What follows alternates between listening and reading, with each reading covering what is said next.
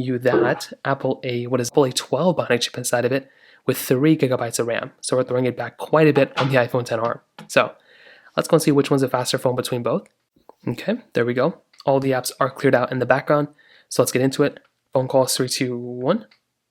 So the XR already so much slower. Music 3, 2, 1. Okay, a little bit of a difference there too. You can see pop-ups were very different. App Store 3, 2, 1. The iPhone 16, pretty much faster there too. Scrolling through, let's see.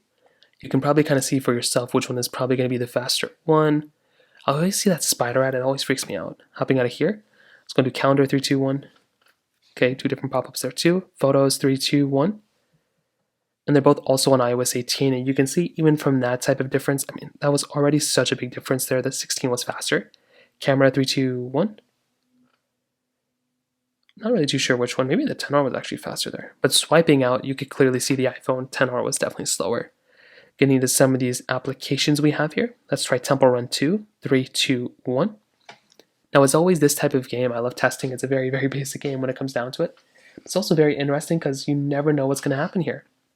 And with these types of games, you can kind of see for yourself that something like the iPhone 16 so much faster. Even if you factor in the fact that the XR had that little like downloading content thing, it was still like not even close probably. They're both also on iOS 18, which is really nice, but that was a pretty big difference in and of itself. You can see for yourself here that the XR actually wasn't doing that badly, but definitely the 16 was faster. Scrolling out of here, let's do Subway Surfers 3, 2, 1.